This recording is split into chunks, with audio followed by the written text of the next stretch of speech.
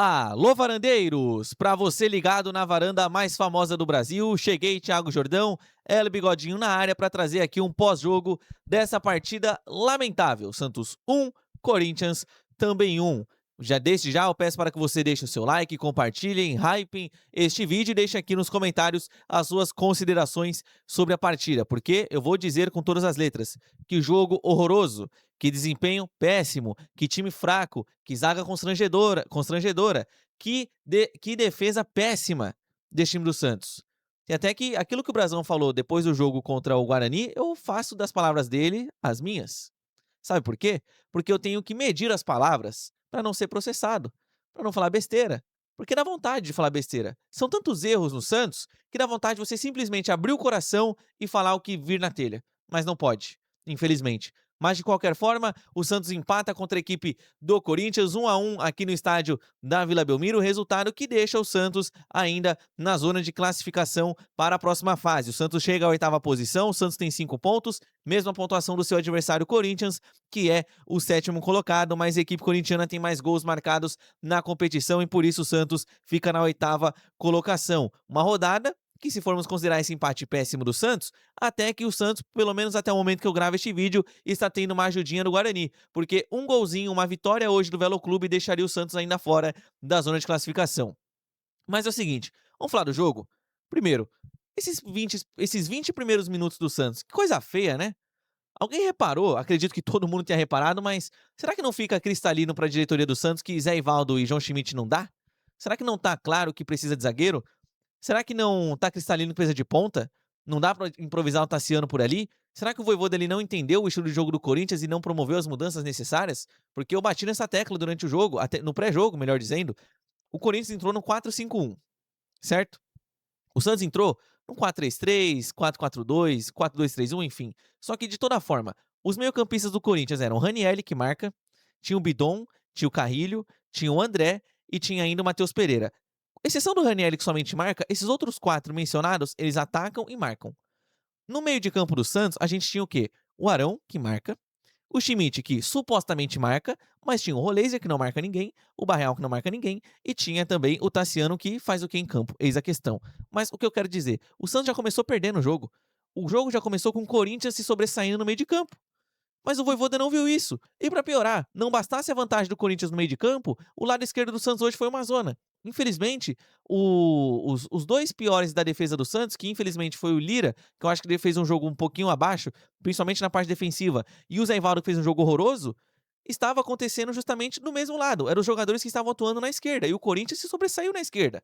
Então, pra falar sobre primeiro o pênalti do Corinthians, gente, o Roleiser errou o passe.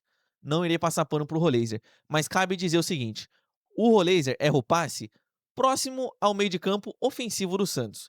O Corinthians recupera. O Yuri Alberto ele conduz a bola o gramado inteiro, da parte defensiva até dentro da área. Não teve um para fazer a falta. Para roubar a bola. O Yuri Alberto teve um lance de Messi ali. O Yuri Alberto.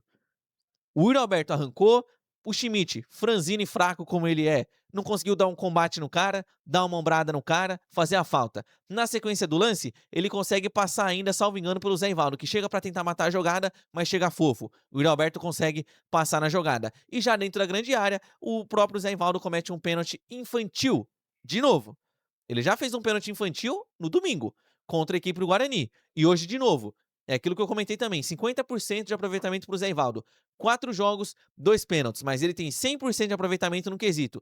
Ele irritou o torcedor nos 4 jogos. Então, que sirva de lição. Não dá pro Santos jogar com o Zé Ivaldo. Não dá. Ele não pode nem ser opção no banco. Porque num time ideal você não tem Zé Ivaldo. O problema é que o Santos tem 4 zagueiros e os 4 são horríveis. Esse que é o problema. Já com relação ao pênalti, o Yuri Alberto foi lá, bateu pra fora, uma vergonha, né? Passou vergonha o Yuri Alberto aqui na Vila Belmiro. Mas, como se não fosse o bastante, o Santos cobra o tiro de meta, o Santos sai jogando, o Zé Ivaldo, de novo, ele acha que ele é o Paolo Maldini, o Zé Ivaldo acredita que ele é o Sérgio Ramos, ele pega a bola, próxima entrada aqui da grande área do Santos, arranca até o meio de campo. O que acontece? Ele perde a bola. Óbvio que ele vai perder a bola. O Zé Ivaldo é horrível. Será que ele achou mesmo que ele ia levar a bola até o meio de campo, ele ia driblar um, driblar dois, ia começar o ataque do Santos? Óbvio que não.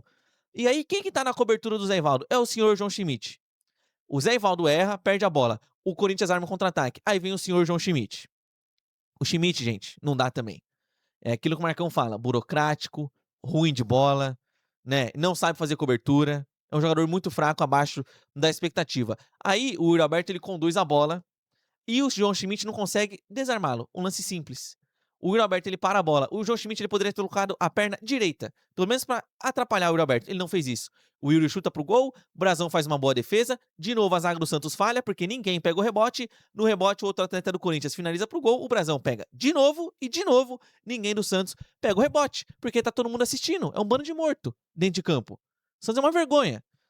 E aí, resulta num gol do Yuri Alberto, que pra mim o Brazão foi mal no lance, tá? Ele salvou nos outros dois, mas eu acho que o Brazão poderia ter feito melhor, né? Trocando as palavras, ele poderia ter feito melhor no lance que sai o gol da equipe do Corinthians, 1-0 pro Corinthians. Dali em diante, meus amigos, desespero, porque o Corinthians continua atacando, o lado esquerdo do Santos continua sendo uma vergonha, o João Schmidt, um preguiçoso dentro de campo, um jogador que não dá combate, um jogador que não faz nada e que toca pro lado, o caranguejo dentro de campo, só pro lado e pra trás.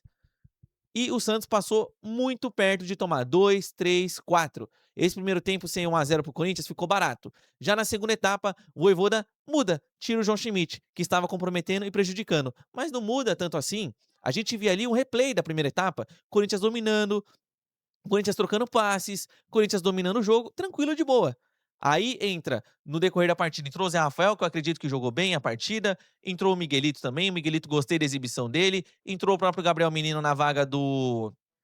O Gabriel Menino entrou na vaga do João Schmidt, me desculpem, entrou também o Lautaro Dias, entrou no jogo, que no modo Lautaro Dias, taticamente ele vai te entregar alguma coisa, mas tecnicamente a bola vai cair no pé dele e a jogada vai morrer, e entrou também o Robinho Júnior, que pra mim foi mal. Eu cobro a minutagem do Robinho, mas e aí? E aí?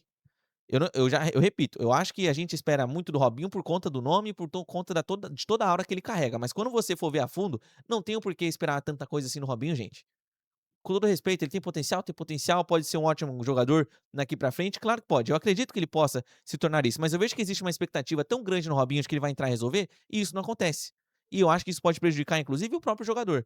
Então hoje o Robinho entrou, não jogou bem, o gol do Santos sai numa cobrança de falta, uma falta do Gabriel Barbosa, ele cobrou, o Hugo falhou, o Hugo, como sempre, modo Hugo, só serve pra pegar pênalti, já disse isso. O Santos não soube aproveitar do goleiro médio que o Corinthians tem, e o Santos saiu somente com 1-1, que ficou barato.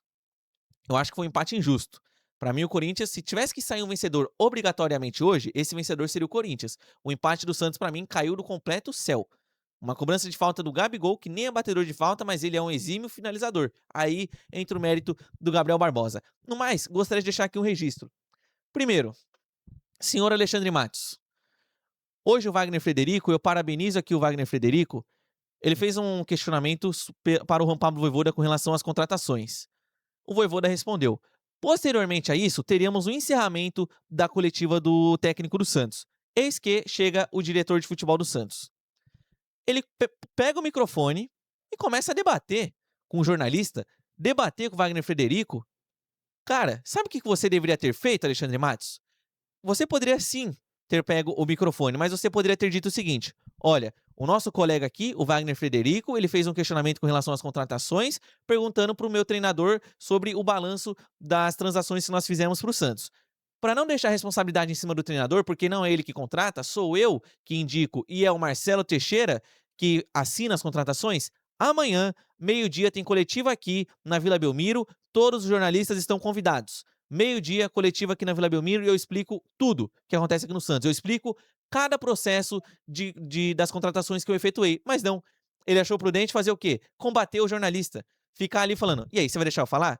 E aí, não, mas se você não deixar eu falar, eu não vou terminar o meu raciocínio. Não é assim que funciona. Eu tenho que falar, eu vim aqui pra falar, mas você não tá deixando. É postura de dirigente?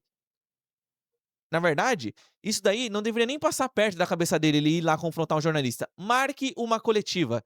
É assim que uma gestão profissional faz. E além do mais, ele disse que o Santos caminha para o norte. Poxa vida, então mude para o sul.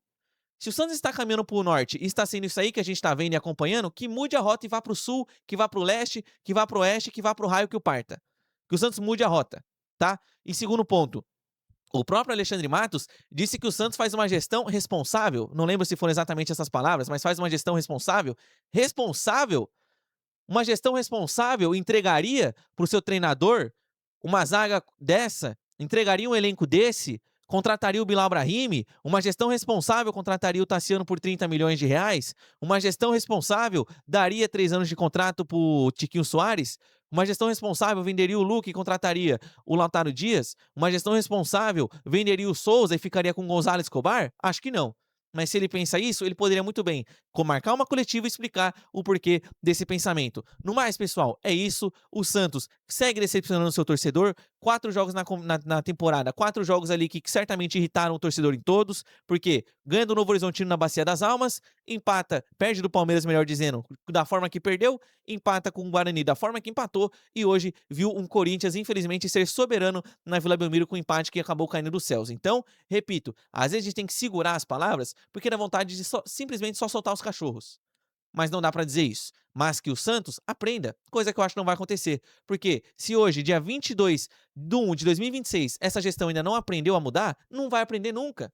Porque eles não aprenderam lá em 2002, eles não aprenderam na gestão que terminou em 2009 e não vão aprender em 2026. Errado é quem votou no Marcelo Teixeira, errado é quem colocou esse cidadão na cadeira da presidência do Santos, errado também é o conselho que passa pano para tudo que o presidente do Santos faz. Então, é isso. Empate, empate com um gosto amargo, mesmo que tenha vindo no último lance, mas a gente sabe que o desempenho do Santos ficou muito aquém daquilo que a gente espera, ou que não espera, né? Vai esperar o quê? De um time que entra com o Tassiano, de um time que tem Lautaro no banco, de um time que tem Zé Ivaldo e Schmidt no time. Talvez erro meu de ser otimista com esse elenco do Santos, beleza? Vou ficando por aqui, pessoal. Peço de novo que deixem o seu like. Eu sou o Thiago Jordão, ela Bigodinho. E deixa aqui nos comentários as suas considerações sobre a partida de hoje. Foi um empate justo, um empate injusto, quem merecia vencer e por quê? Deixem aqui o seu comentário. Discorde de mim também, claro, com muita educação. Pode deixar aqui o seu comentário discordando de mim, que eu prometo que eu leio todos e respondo se for possível, beleza? Tamo junto, pessoal. Vou ficando por aqui. Um grande abraço a todos e tchau!